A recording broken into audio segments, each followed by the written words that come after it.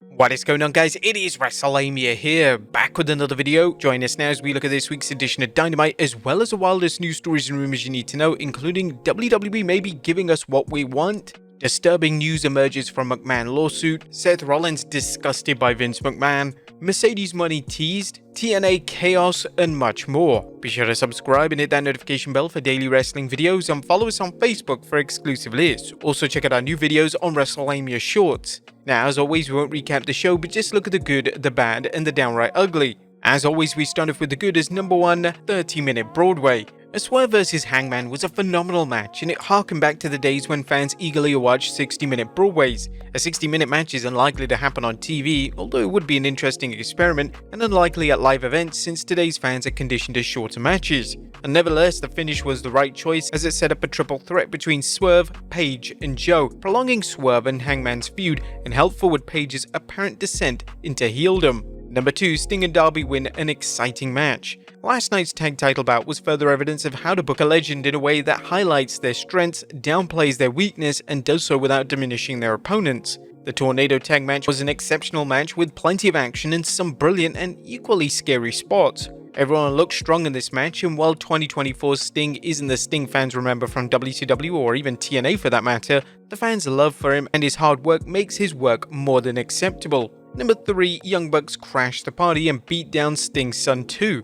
A Darby and Sting's title win celebration was a feel-good moment fans were happy to embrace as Sting brought in his sons to the ring to help him enjoy the moment. Like most wrestling celebrations, this one was too good an opportunity not to have someone spoil it. Enter the Young Bucks, complete with celebrity baseball bats, who pummeled Sting, Darby, and even the Stinger's son. This was a superb send-off for Dynamite and a wickedly good way of setting up the Bucks versus Darby and Sting at Revolution. Number 4, excellent as always. Samoa Joe's heel work was excellent as always. Everyone who's listened to Joe speak knows he's a microphone maestro who understands the subtleties needed to take things from good to great. Joe showed this when he calmly observed AEW was giving title shots to two men who didn't deserve it, since neither Page nor Strickland won the match. A run-of-the-mill heel champion would either scream and shout about having to face two opponents or start whining, and not Joe, who made a compelling case for why the match shouldn't happen, furthering his character as a champion who claims to want to fight the best but conveniently finds a way to avoid opponents. NCMLL vs BCC worked surprisingly well. Last night's trios match worked surprisingly well despite a major clash of styles. Both teams showed versatility in selling their opponents' moods and playing to their strengths to make a competitive match. This match was so good it suggests AEW may be able to work a feud out of both sides. But that was good. What about the bad? As number 1, Tony Khan needs to lay off big announcements. TK needs to lay off his big announcements as they're quickly losing their value. Sure, fans are thrilled that AEW president all but confirmed Mercedes money is AEW bound, but this was the equivalent of bait and switch. It's like saying, I've got a big announcement, but come back in 5 weeks to see what it's all about. Number 2, just not feeling it with the Undisputed Kingdom. The Undisputed Kingdom continues to wallow in the mid-card mediocrity as seen by last night's beatdown on Chuck Taylor. So far, the Undisputed Kingdom has done nothing noteworthy since their big reveal that Cole was the devil. If they want to make this faction mean something, then they must do more than talk and beat down mid-card acts. Number 3, please no unprotected chair shots to the head. Last night's unprotected chair shot to Powerhouse Hobbs' head was an unnecessary reminder that AEW still has a long way to go in keeping its wrestlers from taking unnecessary risks. And Don Callis vs Jericho feud is going nowhere. AEW needs to check the sell-by date for the Don Callis vs Chris Jericho feud because this once promising program now seems like nothing but a way to fill TV time. Callis and Jericho are both excellent at what they do, but this program is a waste of their time and the fans' time. That was nothing downright ugly as AEW delivered 2 tremendous bouts, Swerve vs Page and AEW's tag title match, and a barn burner with a trios match. And there were some off moments, but overall this was a good show that continued to build to Revolution. What do you guys think of Dynamite this week? Let us know in the comments down below. Now let's move on to the news.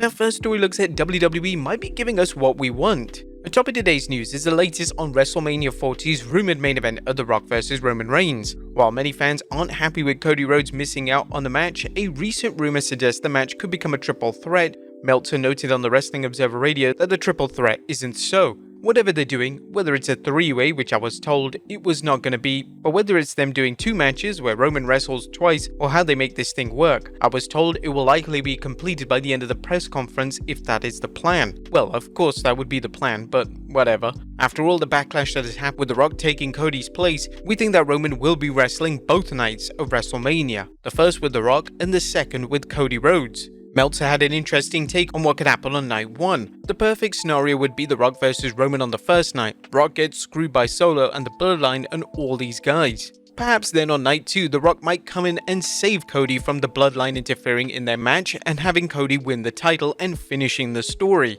But one thing's for sure is that Seth Rollins says that WWE doesn't need The Rock. A reigning world champion Seth Rollins appeared on Good Morning Football yesterday, and Rollins had some interesting comments to make when it came to The Rock. Rollins simply stated that WWE don't need The Rock at this present time. Look at the numbers. Look who's been on Monday Night Raw for the last 10 years more than anybody. It's me. I get the credit, not him. So he can come in, he can get what he wants, he can take his little piece, and then he can go back to Hollywood and do this thing because we got this thing. We don't need you. We love to have you, but we don't need you, big guy. The main event of night 2 of WrestleMania 40 is expected to be revealed tonight, and it seems that even CM Punk will be joining as he posted an IG story of him landing in Las Vegas. What do you think the WWE will announce tonight? Let us know in the comments down below. Next up, disturbing news emerges from the McMahon lawsuit. Now, the following story does contain disturbing information that may upset viewers and trigger survivors of sexual assault, so if you don't wish to listen, please skip to our next story. Now, shocking details are emerging due to former WWE employee Janelle Grant's lawsuit against Vince McMahon, John Laurinaitis, and the WWE. The WWE is being sued on the grounds it knew about the misconduct within the company and did nothing to stop it. And now co-defendant John Laurinaitis' attorney claims that Laurinaitis and most upper-level management knew about the sexual assault allegations made by former WWE talent Ashley Massaro. A new report by Vice News recalled some of the details alleged by Ashley Massaro, who died in 2019. In a sworn affidavit her lawyer released in 2019 after her death, former wrestler Ashley Massaro said that she was injected with a paralyzing drug and raped by someone who represented himself as a US Army doctor while on tour with WWE in Kuwait in 2006. Massaro also said that top executives at the company, including McMahon and Laurinaitis, told her not to talk about the incident and agreed not to talk about it themselves, in part to preserve the company's relationship with the military. The article broke the story that Vice News can report for the first time that the Naval Criminal Intelligence Service opened an investigation into Massaro's allegations in June 2019. That investigation was closed in January 2020, according to an NCIS spokesperson. Further information they said they could not be immediately released as it would need to be obtained under the Freedom of Information Act. Now, this incident occurred during one of WWE's tribute to the troops tours. If these allegations are verified, it could be very bad news for WWE as other parties besides Ms. Grant may file suit.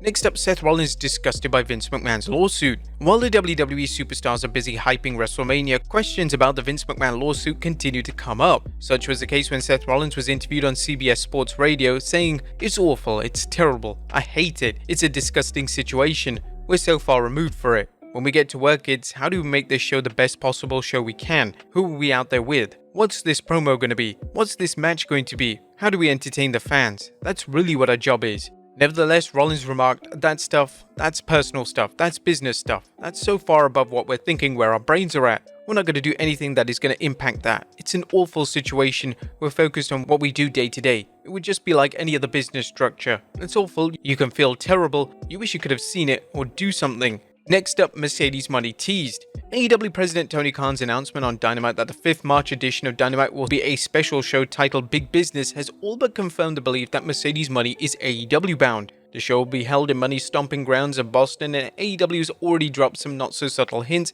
including the use of dollar signs in Big Business and an LED display that reads Boston with the dollar signs. Next up, TNA Chaos. A shocking news in TNA wrestling is longtime president Scott D'Amore has been fired. This follows a recent revamp that saw Impact Wrestling turn into its TNA name and bring in several new stars, including Nick Nemeth, aka Dolph Ziggler. PW Insider reports the decision came from Len Asper, the owner of TNA's parent company Anthem. Anthem released this statement announcing Anthony Sassoni as the new TNA president. They also had some words about D'Amore and management before his exit. I think he thought that it's time to spend some more money, try to go after more talent to try and build this thing up. We have a little bit of momentum, and the Anthem people were kind of like, we don't want to increase the budget, and maybe even wanted to cut back on the budget, but definitely didn't want to increase the budget and had a standoff, and that's kind of what happened.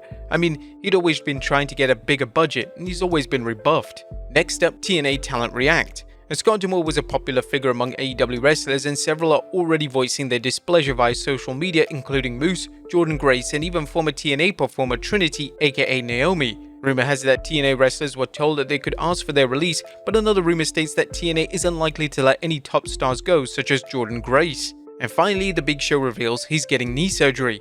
Last but not least, Paul White aka The Big Show worked a match during Chris Jericho's latest Rock and Rage Wrestling cruise, but that may be his last match for a while. Fans uploaded a video to TikTok where White told some fans he's getting knee replacement down the road. Just when remains unknown. But there you have it, folks, our look at Dynamite as well as the wildest news stories and rumors you need to know. Be sure to leave your comments down below, and I'll see you next time with some more wrestling content.